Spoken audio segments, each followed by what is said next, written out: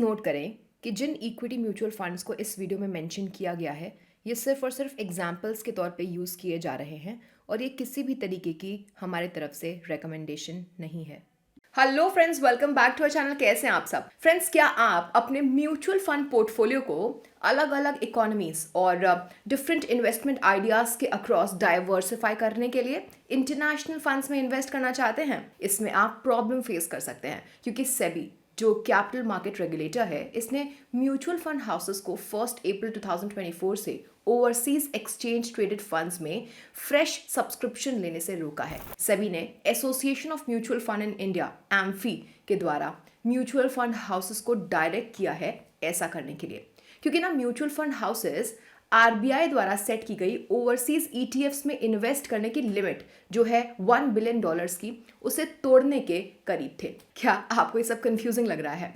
Well, आइए और deeper डिग किया जाए और चलते हैं ऑल द वे बैक जनवरी 2022 में। आरबीआई ने म्यूचुअल फंड्स द्वारा ओवरसीज इन्वेस्टमेंट्स करने पे एक रेस्ट्रिक्शन लागू की थी। ओवरसीज लिस्टेड स्टॉक्स यानी कि फॉरेन स्टॉक्स में डायरेक्ट इन्वेस्टमेंट्स करने की सभी एसेट मैनेजमेंट कंपनीज की कंबाइंड इन्वेस्टमेंट लिमिट थी $7 बिलियन की। इसके साथ ही पर म्यूचुअल फंड हाउस की एक इंडिविजुअल लिमिट भी थी $1 बिलियन की। इसके अलावा foreign exchange traded funds ETFs में म्यूचुअल फंड्स द्वारा इन्वेस्ट करने की एक सेपरेट लिमिट भी थी $1 बिलियन की। फ्रेंड्स, आपको बता दें कि एक्सचेंज ट्रेडेड फंड्स यानी कि ईटीएफ्स वो फंड्स होते हैं जो स्टॉक मार्केट इंडाइसेस के पोर्टफोलियो को कॉपी करते हैं, और यहाँ इस केस में फॉरेन इंडाइसेस जैसे कि नास्डैक 100, S&P 500 एटसेट्रा को। अब जैन 2022 में म्यूचुअल फंड हाउसेस का अब्रॉड लिस्ट हुए स्टॉक्स यानी कि फॉरेन स्टॉक्स में टोटल इन्वेस्टमेंट आरबीआई द्वारा सेट की गई इस $7 बिलियन की लिमिट को तोड़ने के यानी कि ब्रीच करने के करीब था। तो एम्फी जनवरी 30, 2022 को एक गाइडेंस के साथ आया। इसने एएमसीज को बोला कि अब वो लोग ओवरसीज फंड्स में या सिक्योरिटीज में म्यूचुअल फंड लेवल पर कोई भी एडिशनल यानी कि इंक्रीमेंटल इन्वेस्टमेंट ना करें, जिससे आरबीआई लिमिट का पालन हो सके। तो आज के इस वीडियो में मैं आपको समझाने वाली हूं कि इंटरनेशनल फंड्स क्या होते हैं, आखिर क्यों कई इंटरनेशनल फंड्स ने अपनी स्कीम्स में फ्रेश इन्वेस्टमेंट्स एक्सेप्ट करना बंद कर दिया, और क्या कोई तरीका है जिससे कि आप स्टिल इंटरनेशनल फंड्स में इन्वेस्ट कर सकते हैं। इससे पहले कि हम वीडियो में जंप इन करें, उससे पहले अगर आपको ये टॉपिक ऑलरेडी इंटरेस्टिंग लग रही हो तो क्यों ना आप इसे कुछ प्यार दिखाएं, हमें एक थम्स अप दीजिए, इस वीडियो को शेयर कर दीजिए, और ऐसे ही और इंसाइटफुल कंटेंट के लिए हमारे चैनल को प्लीज सब्सक्राइब कर लीजिए। ध्यान रहे कि ये वीडियो सिर्फ एजुकेशनल पर्पसेस के लिए है, ना कि कोई फाइनेंशियल एडवाइस या फिर रिकमेंडेशन।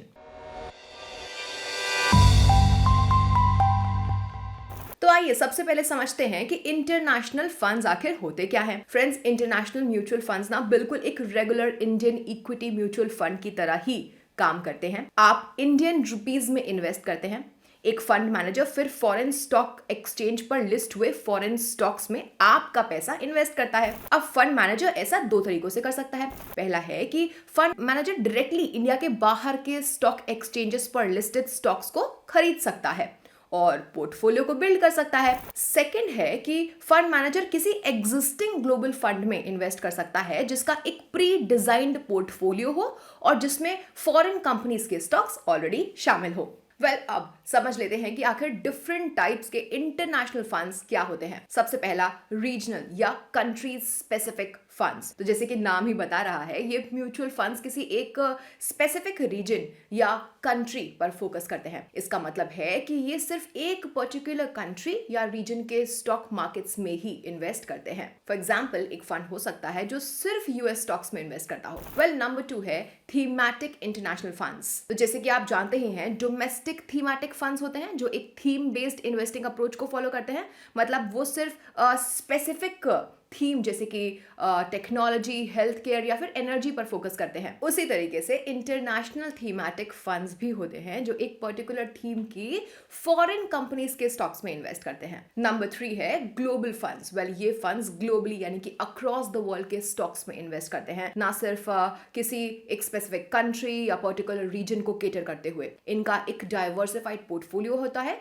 ये दुनिया, कंट्रीज, मार्केट्स, सेक्टर्स और इंडस्ट्रीज के डिफरेंट रीजन्स को कवर करते हैं। For example global funds US, Japanese या चाइनीज कंपनीज के स्टॉक्स में इन्वेस्ट कर सकते हैं। तो लेट्स से अगर कुछ स्टॉक मार्केट्स अच्छा परफॉर्म नहीं कर पा रहे हैं, उनमें से दूसरी मार्केट्स उसके लिए मेकअप कर देती हैं। वेल, मूविंग फॉरवर्ड, आइए समझते हैं कि आखिर क्यों म्यूचुअल फंड्स अपने इंटरनेशनल म्यूचुअल फंड स्कीम्स के इन्वेस्टमेंट्स पर रेस्ट्रिक्शन, रोक लगा रहे हैं। आपको तो पता ही है कि जनवरी 2022 में म्यूचुअल फंड हाउसेस का फॉरेन स्टॉक्स यानी कि अब्रॉड में लिस्टेड स्टॉक्स में टोटल इन्वेस्टमेंट आरबीआई द्वारा सेट की गई $7 बिलियन की लिमिट को तोड़ने के करीब था, और सेबी ने ओवरसीज सिक्योरिटीज में म्यूचुअल फंड्स के किसी भी एडिशनल इन्वेस्टमेंट पर रोक लगा दी थी। सेबी ने कहा कि अगर म्यूचुअल फंड हाउसेस अपने इंटरनेशनल म्यूचुअल फंड स्कीम्स में रिडेम्पशंस फेस कर रहे हैं, यानी कि इन्वेस्टर्स रिडेम्पशन कर ले रहे हैं, और इससे फॉरेन स्टॉक्स या ओवरसीज स्टॉक्स में उनका एक्सपोजर कम हो जा रहा है,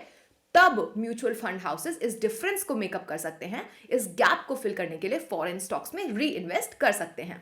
नाउ एएमसीज जैसे कि मोतीलाल ओसवाल म्यूचुअल फंड ने अपनी 3 इंटरनेशनल म्यूचुअल फंड स्कीम्स में जनवरी 2022 में लमसम इन्वेस्टमेंट को रोक दिया, क्योंकि ये म्यूचुअल फंड हाउस वाइज की जो लिमिट थी $1 बिलियन की, उसको तोड़ने के करीब था। जैसे कि हमने देखा था कि आरबीआई के हिसाब से हर mutual fund house maximum of $1 billion तक की ही ओवरसीज स्टॉक्स सिक्योरिटीज में इन्वेस्ट कर सकता है। इसके अलावा कई म्यूचुअल फंड हाउसेस ने अपने इंटरनेशनल म्यूचुअल फंड स्कीम्स में फ्रेश लमसम इन्वेस्टमेंट और फ्रेश एसआईपीज को रोक दिया। हालांकि इन म्यूचुअल फंड हाउसेस ने जो चल रही एसआईपी एसटीपी थे उनको अलाउड रखा। कई लोग जो इंटरनेशनल फंड्स में इन्वेस्ट करना चाहते थे, वो इंटरनेशनल फंड्स में आई इस फ्रेश सब्सक्रिप्शन पर रोक की वजह से परेशानी फेस कर रहे थे।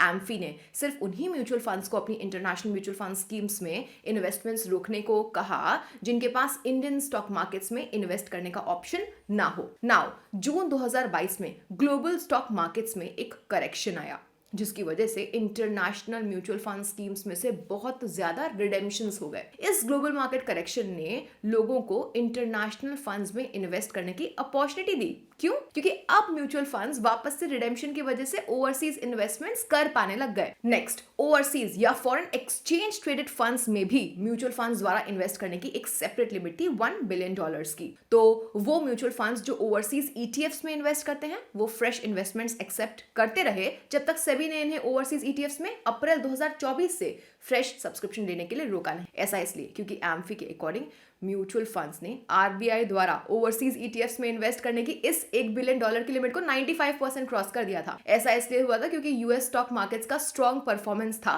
मेनली यूएस टेक्नोलॉजी स्टॉक्स की वजह से। For example, artificial intelligence giant Nvidia ने मैसिव 216% रिटर्न्स दिए पास्ट 1 ईयर में। वेल, तो अब हम चलते हैं अपने अगले सवाल की तरफ कि क्या आप स्टिल इंटरनेशनल फंड्स में इन्वेस्ट कर सकते हो। वैल्यू रिसर्च के हिसाब से ना कुछ तरीके हैं जिससे कि स्टिल आप अपने पोर्टफोलियो में म्यूचुअल फंड्स के थ्रू फॉरेन स्टॉक्स होल्डिंग पा सकते हैं। नंबर 1, आप डोमेस्टिक म्यूचुअल फंड्स यानी कि इंडियन म्यूचुअल फंड्स में इन्वेस्ट कर सकते हैं जिनका फॉरेन स्टॉक में होल्डिंग हो।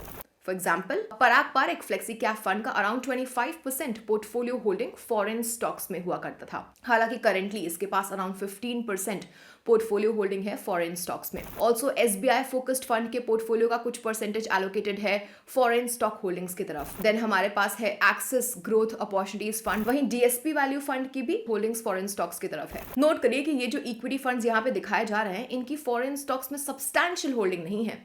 ऑल्सो फॉरेन स्टॉक्स में इनकी होल्डिंग ओवर टाइम कम हुई है।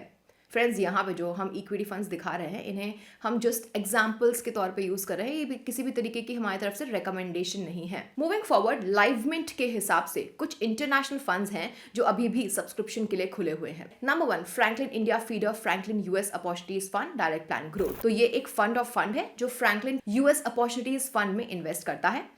इस फंड ने अपने बेंचमार्क को ओवर 1 ईयर में आउटबीट कर दिया है। हालांकि ये बेंचमार्क को लॉन्ग रन में बीट करने में नाकाम रहा। अब बात करते हैं इसके टॉप 10 स्टॉक्स होल्डिंग्स की, जो कि आप स्क्रीन पे देख सकते हैं। इस फंड का AUM है अराउंड 3,567 करोड़ रुपीस का। इस फंड के डायरेक्ट ऑप्शन का एक्सपेंस रेशियो है 0.54% का। Number 2, ICICI prudential US blue chip equity fund direct plan growth. तो ये फंड मेनली यूएसए में लिस्टेड लार्ज कैप कंपनीज के सिक्योरिटीज में इन्वेस्ट करता है। ये फंड अपने बेंचमार्क को ओवरशॉट और लॉन्ग रन में बीट करने में फेल हो गया है। आप इसका AUM स्क्रीन पर देख सकते हैं। अब आप ICICI prudential US blue chip equity fund के टॉप 5 स्टॉक होल्डिंग्स और टॉप 5 सेक्टर होल्डिंग्स को देख सकते हैं। इस फंड के डायरेक्ट ऑप्शन का एक्सपेंस रेशियो है 1.08% का। Number 3, Edelweiss US technology fund of fund direct plan growth. Well, ये fund JP Morgan funds US technology funds में इन्वेस्ट करता है, जो कि एक इक्विटी फंड है जो प्राइमरली स्ट्रॉन्ग फंडामेंटल्स वाली यूएस टेक्नोलॉजी कंपनीज में इन्वेस्ट करता है। इस फंड ने अपने बेंचमार्क को शॉर्ट रन में बीट कर दिया है, लेकिन लॉन्ग रन में बीट करने में फेल हो गया है। वेल, ये है स्क्रीन पे इस फंड के पोर्टफोलियो के टॉप 5 स्टॉक्स और एसेट अंडर मैनेजमेंट। इस फंड का डायरेक्ट ऑप्शन का एक्सपेंस रेशियो है 1.46% का। Number 4, PGIM India global equity opportunities fund direct plan growth. तो ये एक equity fund of fund scheme है जो mainly PGIM Jennison global equity opportunities fund में इन्वेस्ट करती है। ये फंड अपने बेंचमार्क को शॉर्ट रन और लॉन्ग रन में बीट करने में फेल हो गया है। नोट करेगा कि इस फंड ने अपने बेंचमार्क को ओवर 5 इयर्स में एक बहुत ही छोटे मार्जिन से बीट किया है। इसके पोर्टफोलियो के टॉप 10 स्टॉक्स आप स्क्रीन पे देख सकते हैं। वेल, इसका एसेट अंडर मैनेजमेंट भी अब आप स्क्रीन पे देख सकते हैं। इस फंड के डायरेक्ट ऑप्शन का एक्सपेंस रेशियो है 1.44% का। तो फ्रेंड्स, अब हम अपने कंक्लूजन पे आ चुके हैं। आइए इंटरनेशनल फंड्स के परफॉर्मेंस पे एक नजर डाली जाए। वेल, इकोनॉमिक टाइम्स डेटा के हिसाब से ना इंटरनेशनल फंड्स ने ओवर 10 इयर्स में अराउंड 15% CAGR डिलीवर किया है। नाउ एक्सपर्ट्स रेकमेंड करते हैं कि इंटरनेशनल फंड्स इवॉल्व्ड इन्वेस्टर्स के लिए है और म्यूचुअल फंड में फर्स्ट टाइम इन्वेस्टर के लिए नहीं है। ऑल्सो इससे यूएस इकोनॉमी पे फोकस्ड इंटरनेशनल फंड्स में इन्वेस्ट करने में मदद मिलती है। यूएस मार्केट इन्वेस्ट करते वक्त one of the top choices में आता है जब बात आती है इकोनॉमी के अक्रॉस अपने पोर्टफोलियो को डाइवर्सिफाई कर पाने की। यूएस के पास बेस्ट टेक्नोलॉजी है और दूसरे बेस्ट वेल्थ क्रिएटिंग बिजनेसेस हैं जो कि बहुत अच्छे इन्वेस्टमेंट अपॉर्चुनिटीज भी ऑफर करते हैं। वेल फ्रेंड्स, आई होप कि ये वीडियो आपको बेहद इन्फॉर्मेटिव और हेल्पफुल लगी होगी। अगर हाँ, तो प्लीज़ इसे थम्स अप दे दीजिए, इसे अपने दोस्तों के साथ शेयर करिए और हमारे चैनल को ऐसे ही कंटेंट के लिए सब्सक्राइब कर लीजिए। ऑल्सो, अगर आप हमारे लेटेस्ट वीडियोस के लिए नोटिफाई होना चाहते हैं तो बेल आइकन को हिट करना मत भूलिएगा। और ध्यान रहे कि ये वीडियो प्योरली एजुकेशनल पर्पसेस के लिए है और इसे कोई फाइनेंशियल एडवाइस या रिकमेंडेशन की तरह नहीं लेना चाहिए। अब फ्रेंड्स, मेरे पास आपके लिए एक सवाल है, इंटरनेशनल फंड्स पे आपके क्या व्यूज हैं? क्या आप इनमें इन्वेस्ट करते हैं या फिर इन्हें कंप्लीटली अवॉइड करते हैं? प्लीज हमें कमेंट सेक्शन में लिख करके बताइए। We would love to hear from you. Well, thank you for watching. मिलते हैं नेक्स्ट वीडियो में, तब तक के लिए bye bye and happy investing.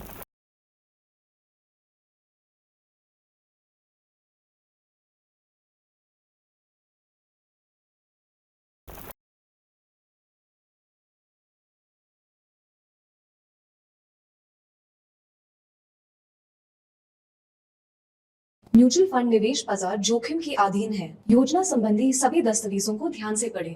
Mutual fund investments are subject to market risks. Read all scheme related documents carefully.